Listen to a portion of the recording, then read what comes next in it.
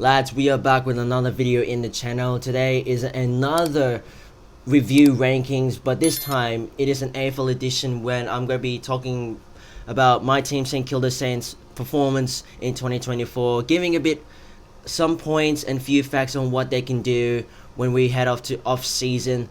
Now, I've done this before. If you guys haven't checked that one out, I did the NRL Melbourne Storms in that recent video and I rank them 1 out of 10. Make sure you guys go check that one out. It should be it's a banger video if you haven't already. But yes, as always, it happens. It's the same thing. I'm giving some facts, positive signs, and then the negative signs from this throughout the video. If you guys want more of this video, one more AFL like this, make sure you guys drop a like and subscribe if you're new to the channel. But without further ado, let's get to my reviews. There's a lot of positive signs from the St Kilda at the end of 2024.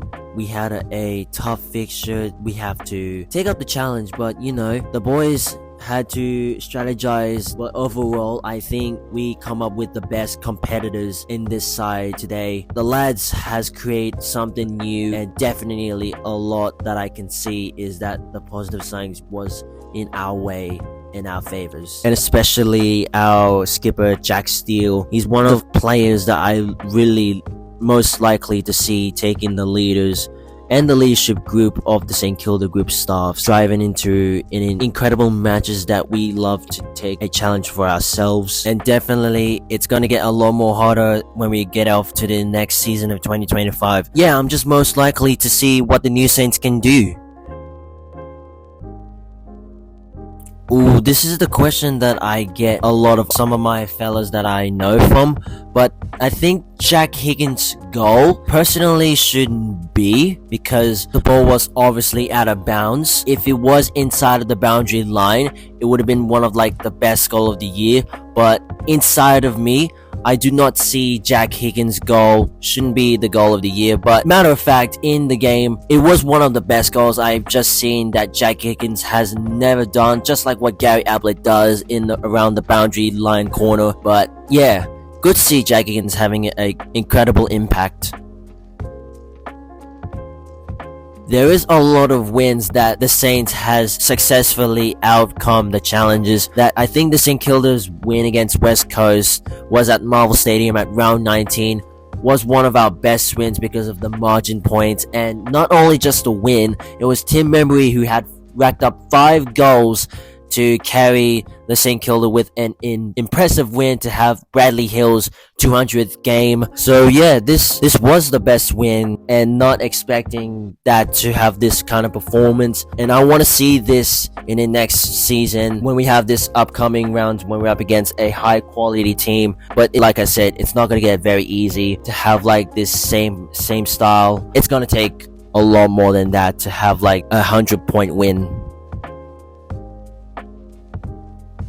Honestly, I'm super happy to have Jack McCrae in the Saints, especially it's a big pick during the trade. And yeah, I'm super excited what Jack McCrae can do. He's our midfielder and definitely looks so suitable to the Saints jersey, and I cannot wait what he can impact with the Saints, and most likely he's going to enjoy with the Saints alongside with Jack Steele, Zach Jones, and any player that plays in the midfield will help him out. There is a lot of biggest moments that I have witnessed during the game, but I think the 2 biggest moments, which is the following game, was the Sydney Swans and the Carlton game. One for the game which, when we're up against the Sydney Swans, was our defense, and the upset win that we have made was something else. The Carlton game to wrap up the season with the win, Jack Higgins' magnificent goal was putting the Saints up on their feet, and that sort of made the Carlton much more pressured when they have to wait for the finals, following with a Fremantle loss, and luckily enough, Carlton was able to play finals. Those are the biggest moments that I have to predict from the Saints 2024 campaign. So that was the good signs that I have to give from the Saints review, and now we just go to the negative signs.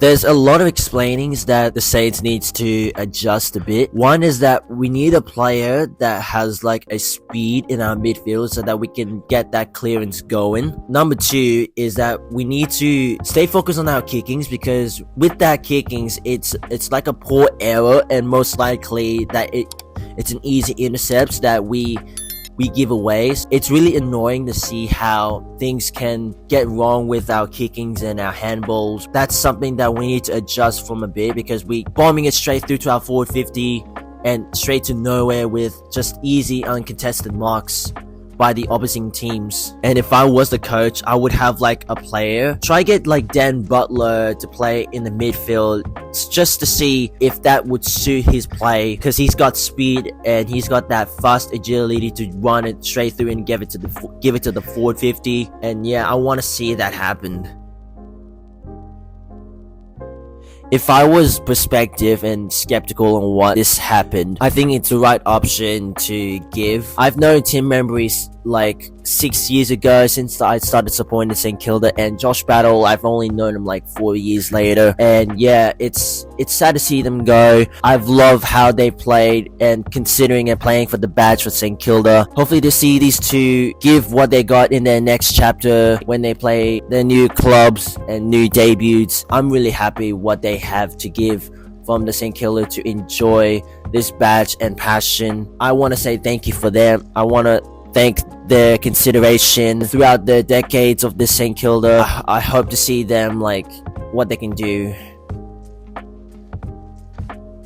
I honestly don't want to talk about this, but I'm gonna share it out. I think one of our worst games was up against Brisbane Lions at round 14. 39 points is one of the lowest scores game. I couldn't even watch throughout that game. It was just a thumping win from the Brisbane Lions. We couldn't even defend, attack, and score more goals because of that Brisbane Lions defense. They run us up with a lot of margin points, and our previous low score was 48 in round 13 2020, and definitely was our worst games ever in that campaign. I'm not gonna talk all about this because I just don't feel like it. I don't want to make the Saints, whoever's watching, Saints supporters, getting pissed off from that. So moving on. So that's the review from the St Kilda Saints 2024 campaign. There is a lot of discussions if we want to play finals in the next season. It's all up to Ross Lyon if we want to change this position. New season is upon us. I can't wait to see what the Saints can develop this new position, and I want to see some change happening. It needs to make a statement from this. But I guess this will wrap this video up. If you guys want more AFL videos like this, make sure you guys are dropping a like and considering the subscribe button and turning that notification on so you never miss any videos I'll be uploading. But I'll catch you guys in the next video. Stay tuned as always.